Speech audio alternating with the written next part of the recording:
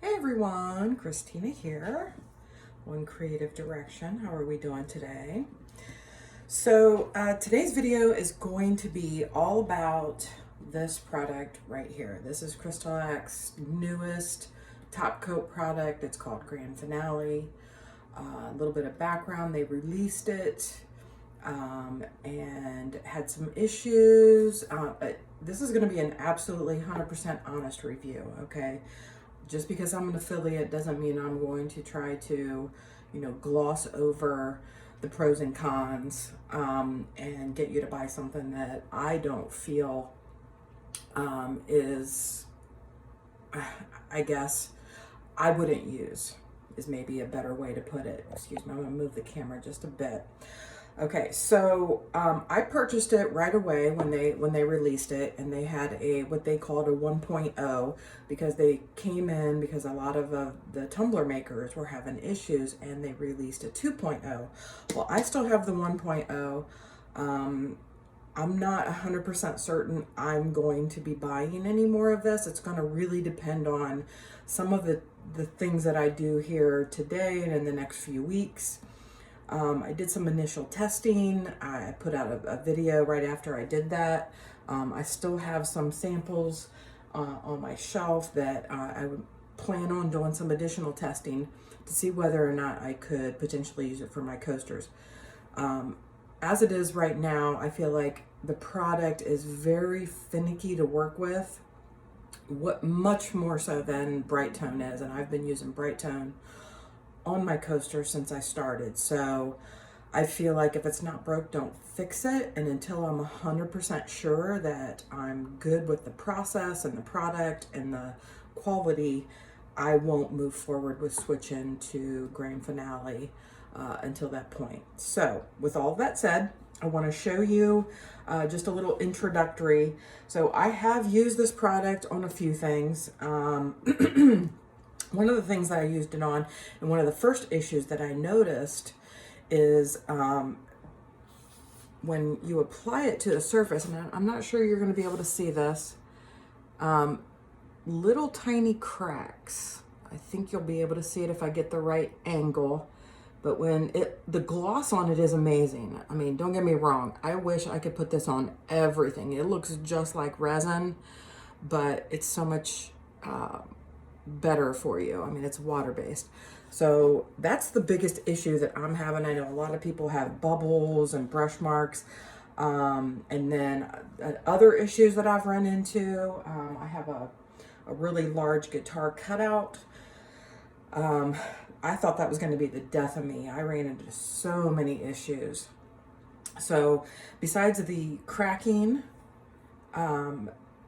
the biggest issue I had was cloudy. Like, you would put a coat on, and when it dried, you would see like these clouds and these little tiny dots, and they weren't bubbles, they were just dots. And the company said that it was moisture underneath it. So this is where I kind of fall out with the finickiness, how hard the product is to work with, right? How finicky it is. You have to have your temperature and your humidity in your room at a certain, place. So I bought this little humidity and temperature tester. Right now it says it's almost 67 degrees and the humidity is at 50%. I had to buy this little desktop humidifier, and you're supposed to put it as close to your coating area as possible.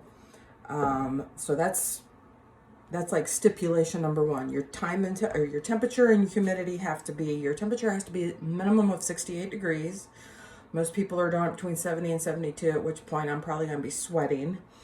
And they say humidity, 50, 60, 70%. I mean, the higher the better. So you're supposed to leave your humidifier on through your coating and then turn it off shortly after. It dries much faster, cures much faster. You're able to get to your next coat faster. And you're supposed to be able to put on thicker coats. So what I've found is the people that are getting the brush strokes aren't putting a thick enough coat on. And then a lot of people are using their fingers. A lot of people are using brushes. And I feel like the bubbles are coming from the brushes of people trying to push down too hard. Now, because I've always used a brush for bright tone, I've never had that issue, because I figured that out early on, that you just have to barely let that brush just glide across the surface.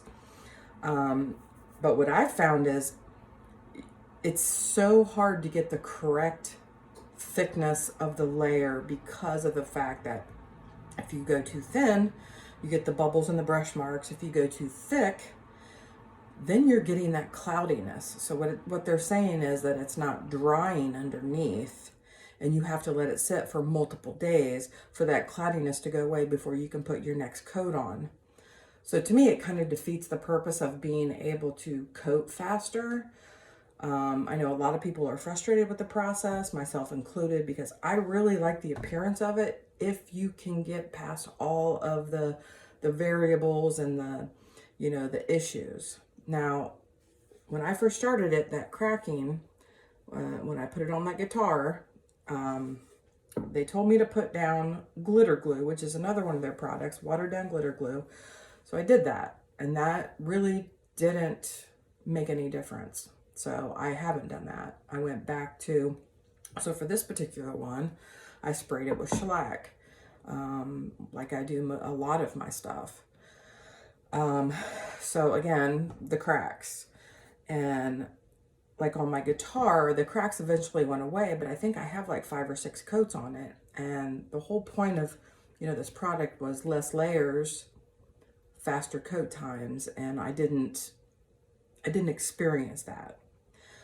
The very first project I put this product on was ceramic tiles. They were actually not like what we would use for coasters. They were, I had gotten them at the Dollar Tree. They were heart-shaped, and they had like a ribbon, so they were kind of like an ornament. And I made them into Christmas ornaments, and they went on beautifully. And that was before I even knew about the time and the temperature constraints. Not time, I keep saying time. Temperature and humidity constraints, right? And I had no issues at all with those. So we're going to do a few trials because I really want to be able to use this product because of how beautiful the gloss look is. When I finally figured out the process on that guitar cutout, it looked beautiful. So I want to be able to replicate that, eliminate all the issues, eliminate the number of layers and sanding and everything else that I had to do in order to get it to look like that, and the amount of time that I had to wait for that cloudiness to go away before I could finish it. So I would like to find a process. So one of the things I want to do, being an engineer, is I want to eliminate something. So initially they said you could add water and you could add your extender, which later I think they came out and said, don't add extender to it. Now with my bright tone, I always add an extender to give me that extra work time. So this bottle that I've been using, I've had extender in it. So I'm wondering if that's part of the issue. So what we're going to do is I'm going to do some additional testing on products straight out of the bottle. I didn't add any water. I didn't add any extender. This is what's left out of my quart container. And I stirred it up really well. I will go over one of the cons that I feel is a lot different than Bright Tone. It comes in these nice screw lids. The problem is this stuff is so gooey and tacky that every single time you open this up, it's really hard. I literally have to heat the lid up in order for me to unscrew it. And then it just all builds up on here, and there's really no way to avoid it. And that's why I put it in the bottles, is because every time you get into this, all those goobers get down in there. And you can see that it's on the lid there. You can see those goobers. It goobers up really, really fast. So think of like the goobers in your Floetrol. It's similar to that. When I was pouring it into this bottle, there were some pretty big goobers. So I put this cheesecloth on here, which I intend to change frequently because I'm anticipating there being a lot of goobers in here. And then one of the things the company said is you have to constantly wash your bottle. So I feel like when it's exposed to air, it solidifies so fast that it starts forming those goobers and hardening, and then that's how you get all those little goobers in your bottle, right, or in your container. So you're gonna have to, again, that's another finicky part of it is, the goobers. They form really fast. So be conscious of how often or how long you expose it to air because it's going to start hardening, okay? So another thing that I did to try to improve it, besides not adding anything to it, and then I'm going to strain it with the cheesecloth, is I bought a different brush, a bigger brush, because it dries much faster than Bright Tone. If I'm going to use it on bigger surfaces, you want to be able to, get through it really fast. Okay. So we're going to do a little trial. This is one of those wood canvases. Can't remember where I got these, maybe Joann's a while back. So I have one of those that I've been, kind of testing this on. And like I said, it has all those little cracks on it. So you can see, like right there, you can see a really good view of that. And then, excuse me, I have a tile. Excuse me again. I have a tile here. I'm going to do it on that. In the past, I haven't had any issues with any of those problems putting it on ceramic tile. Now, I do know a friend of mine has used it, and she said it lifts her paint up off of her tile, even if she uses the glitter glue. So with that said, and then I have a canvas, and I'll probably have to move the camera throughout the application process. So I'm gonna film it being applied to it. I'm gonna wait until the humidity and temperature gets up a little higher, and then we're gonna apply it to these three, and we're gonna see how that goes. And this may be a longer video, I don't know. But I really wanted to present like the pros and cons of using this product because I'd really like to use it on large canvases. I think it's going to look amazing. It'll make your products look amazing. I just need to work through, a good process and get to that point where I don't have all this finicky, stuff. So with that said, I'm gonna put it on pause. I'm going to let the temperature and humidity get a little higher, and we'll be back and we'll coat this completely. I'm only going to coat portion of this because I don't want to waste a lot of it. I haven't had good luck on a canvas yet, so we'll see how that goes. And then again, we'll do the tile. So I will be back shortly. Okay, everybody, we're back. Temperature says it's 69.4, humidity says it's 57. So we're gonna go with that. Stick that over there. All right, we're gonna do the tile first, and I'm gonna try to do that on camera. And then I do this piece on camera, and then I'm only gonna do just a small corner of this. I may have to move it that way or adjust the camera so you can see. I'm only gonna do a small portion of this. Like I said, I'm not gonna waste a bunch on that. So let's get this started. And I'm gonna put some on here. And then I'm gonna put the cap on, as I mentioned before, try to reduce my exposure to air as much as possible. And in case you can't see, I'm barely sliding my brush across the surface. Now one of the things they say that you can do with this, that Bright Tone you can't, and I'm not going to concentrate on the sides, this is just a test tile, so I don't see brush strokes, I don't see air bubbles. So this is a new brush, I just bought this at Hobby Lobby. So yeah, that looks really good. You can see nice coverage. You see how glossy it is. So we're going to set that aside over here. And we're going to work on this one here. And we're going to do the sides first. I always like to do my sides first. That way I don't have to worry about those later. So we're going to put a good amount on here. There we go. And again, light coverage on the brush strokes. And again, you have to, sorry, I'm not even on camera. You have to just gauge the thickness of the product Like I said, too little, you're gonna get air bubbles. Too much, I think you're gonna get those cloudy marks underneath it, right? You're gonna have to work fast in order for this to do, because I don't have extender in here. And I wanna make sure it doesn't start drying. Again, sorry guys, I'm trying to concentrate and I keep taking it out of camera. All right, so side number 3. Definitely putting more product on here than I would if I was using Bright Tone. I use much thinner layers of Bright Tone than I would here. Okay.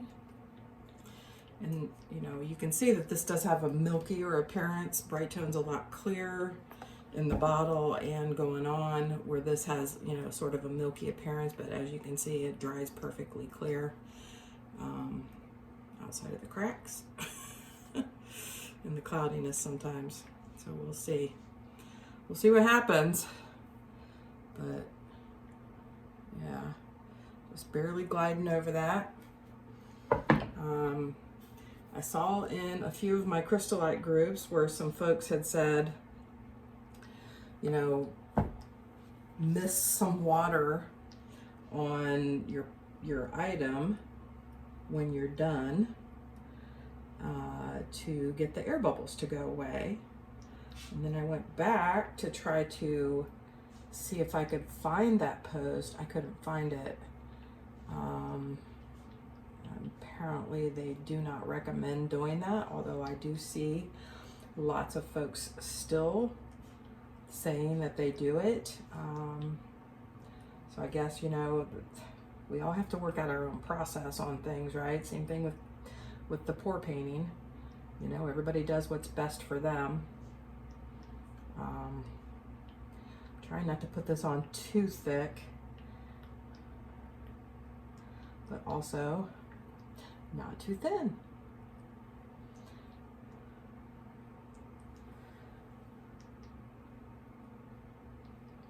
All right. Put a little bit more product on here. I'm gonna have to check my sides because I think I saw some of it going over the side, and I don't want it to have like little drip marks on the side. So I'll have to check that real quick before I move on to the canvas.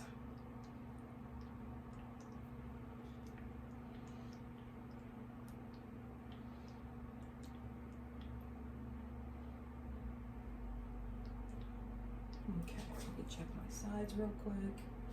A few spots that look like it dripped over a little bit. Okay. It's a little challenging.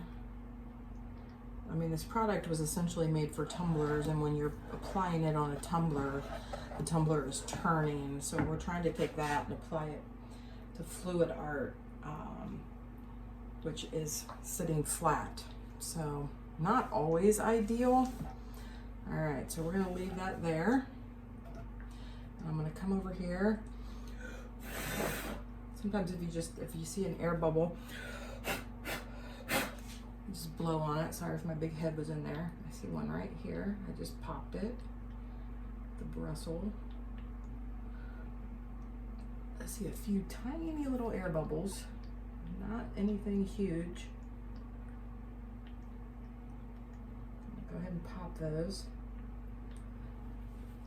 Like I said, I tried the mist thing. I don't know if I just didn't have a fine enough mist. They said it has to be like a super fine mist. All right, we're gonna go with that. And I'm gonna try to swing the corner of this over.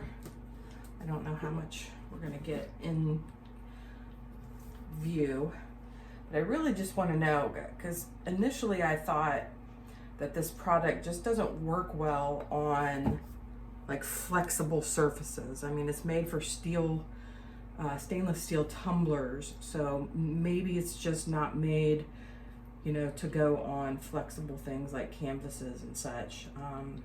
You know, after doing that tile and having no issues, and then doing, you know, some other surfaces that were wood that you would think, you know, is pretty sturdy and isn't really that flexible, but running into those same issues. Yeah, I was just wondering if it had anything to do with, you know, any of the other elements within the process. So I'm trying to glide this along. That's the challenge with the canvas, is it's flexible, so you're wanting to push probably a little bit harder than you would with maybe a tile. All right, let me get at an angle here, make sure that I think I have a nice even coat on this over to the edge. I'm not gonna do the side, because for this is a test canvas. I was testing painting on already coated canvases. It didn't go well. Wouldn't recommend it unless you sand. So this one had already been coated with bright tone. I decided I didn't really care for it. It was an earlier piece that I did, and I decided to paint over it without doing anything to it. It was just strictly straight onto the canvas, and I painted my edges with red because it's transparent, and had no issues painting on it. But when it dried, the texture from the canvas, or maybe the top coat, I don't know, maybe because, I don't know, there's a lot of little tiny, I want to say pocks, divots, not really divots, let's call them pocks, little tiny holes. Like if you were to look at a canvas, you would see the little tiny, you know, holes, not necessarily holes, but little gaps, you know, where it's weaved. There's a lot of those. So I wasn't really digging this. So, you know, overall, good test, but if I had to do it again, I would maybe like rough sand as much of the bright tone off as I could before I painted on it. Then I don't think I would run into that issue. But again, this is a test canvas, so I didn't really care too much. And I was testing out some paint stuff too, so I like to do that. I have all these canvases that I just use for tests. So we're gonna let those dry. I'm gonna come back in probably a couple of hours and show you what it looks like on each one, kind of assess the situation. Temperature is 70.2. Humidity is 57, so we're still good. I'm gonna let the humidity, I don't know if you can see that. You can probably see it right in the corner of the video here. Oh no, you can't, it's off camera. But the mist is coming over onto the canvas here. I'm gonna let that run for a little bit longer, and then I am going to shut that off, and I'll be back and show you the results. All right, I wanted to give y'all a update on the after coating. So the wood canvas that had all of the cracks in it, you can still see all the cracks. Let me see if I can get a good angle so you can see them. You can still see all those cracks, those little tiny cracks in there, right? And I'm glad this dried the way it did, so you can see the cloudy portions that I'm talking about. If I can get a good angle for you to see them. There's several of them. They kind of look like little, let me see if I might be able to see it. Like right there, there's a little like cloudy line running through there. There's a few over on this side as well. Maybe I should turn this ring light off. It might be easier to see. All right.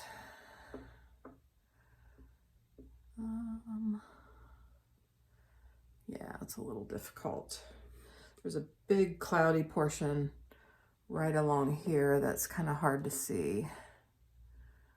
Don't think I'm going to capture that. But yeah, there's quite a few little sections of cloudiness now. I will tell you from experience that if I let this sit for several days, that will go away. Now, I had all these little cracks on that guitar, and they also went away with multiple layers. This is about 3 layers on here. My concern is the underneath layers have the extender in it. I do feel like not putting the extender in it did help. So you can see how glossy this is, which is why I want to figure this out, because I'd really like to be able to use this. Okay, let's move on. So the tile, no issues at all, which has been my 100% experience with it. I didn't do any isolation coat with it. Typically I spray all my tiles with shellac before I put my Brightone on, but yeah, I didn't even do that for this. And you can see how nice it is. I don't see any air bubbles. I don't see any brush strokes. It's just a nice glossy shine. All right, so there's that one. And I went ahead after I turned the camera off and I went ahead, this is a wood coaster and I didn't like the way it turned out. I was really disappointed that all these ridges popped up after I painted it. And I thought if I could get the Grande Finale to work, because it is thicker than the Brightone, I thought maybe I could put it on thick enough that it would get those ridges to go away. It's going to be hard to see, but for the most part it did good, but there is some very, very small traces of that cracking. There's some like right in here. I don't know if you're going to be able to see them, but very, very hard to notice. Not as noticeable as the one here. So I'm going to continue putting coats on this with the Grande Finale without the extender. And I was pleasantly surprised that this did not crack, which was my concern for canvas, right? I put it on this corner right here. Really nice glossy finish. I had no cracks. It is super smooth. I don't see any brush strokes. Now, unfortunately, I don't see any bubbles where there wasn't already like little pocks that I told you about. Let's see if I can get it. You see all those little pocks? Those are what I was talking about, which is why I'm using this canvas for test. But in the areas where those little air pocks aren't, it's smooth as can be. So I may take a dive and use this on a finished canvas that's not wood. It seems to me, sorry for reaching in front of the camera, guys. It seems to me that wood, for some reason, even though I coat all of my wood with universal white before I paint on them, it seems to me that that is what is causing the cracks. I don't get it on the tile. I'm not getting it on the canvas. But any wood surface that I've used this on, I get those cracks, those little minute cracks, which makes me wonder if the universal white has anything to do with it. So I may do a sample on one of these wood coasters that I haven't already coated to see if I don't coat it with the universal white and I just put some paint on here, let it dry, and then try the Grande Finale to see if it does the same thing on wood. Maybe it's just wood, because the only difference between all of these surfaces is these have a layer of universal white on them. So that's going to be my next step. I will figure this out, so stay tuned. Hey everyone, I just wanted to come back real quick and give you just a summary of all of the testing and everything from today, from the rest of the video before I post it. So I had coated this 6x6 tile a while back. I think this is actually the original tile that I did my real quick testing on when Grande Finale first came out. I can see like a tiny little mud mark there, so I'm thinking this is the original one that I did. I think I only had 2 coats on it at that time. So I think I added at least 1 more coat. And the last coat I put on this was January 2nd. My intent was to wait the 30 days till the full cure to repeat the testing for, you know, like extended long-term testing. But after doing all those tests today and trials on the various substrates, you know, and, you know, noting that, you know, the tile looks really good, I thought, you know, I wonder what this one, you know, how it compares to the first one I did.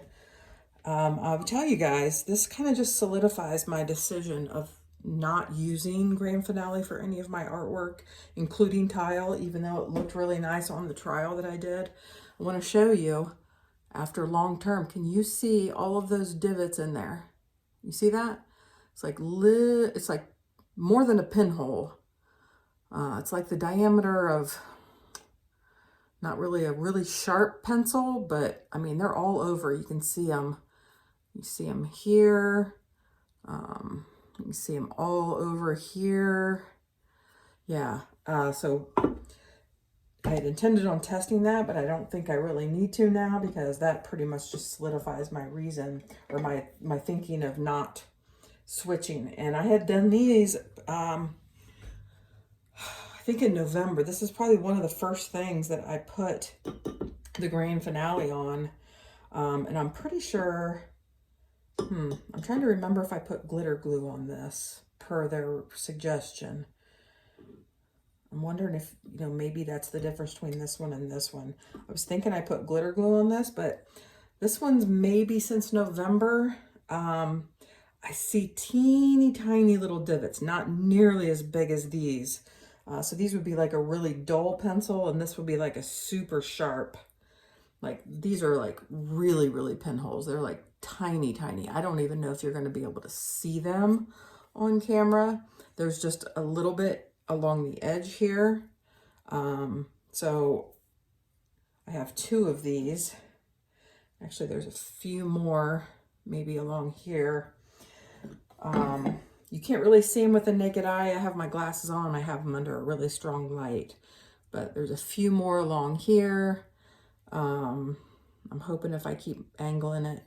But I feel like there's some developing along this edge right here. But I also noticed that there's some of that cloudiness. Yeah, you can see some of the pinholes along here. I'm trying to angle it so you guys are able to see those, but I don't think I'm going to be very successful at that. There's still some cloudiness from the application on this one. You can still see it a little bit. So that concerns me. So yeah, I just wanted to come back in and just kind of give you like an overview summary of my thoughts. Obviously, everybody needs to make their own decision about what they use. But I'm a very thorough, in-depth person. I like to have all the details.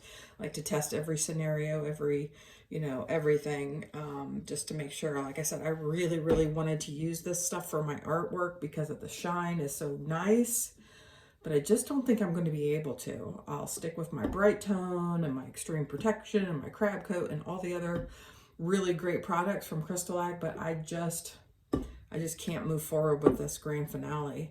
I just don't know if it's because, it's made for the stainless steel tumblers.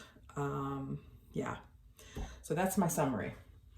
I wanted to give everyone a heads up that watches this video. I have some news coming about Crystalac the 1st of March, so I'll be putting out a separate real quick video for that, so stay tuned.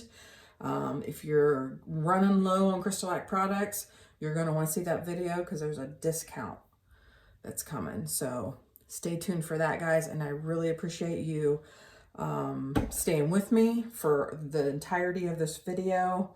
Lots of good information in it. If you're a fluid artist, just proceed with caution if you're interested in the Grand Finale product. I still stick by my bright tone. So reach out if you have any questions. Don't hesitate to comment, send me an email. Glad to help out in any way I can. Thanks again for watching. Give me a thumbs up. Make sure you hit that subscribe button, and I'll Catch you on the next one.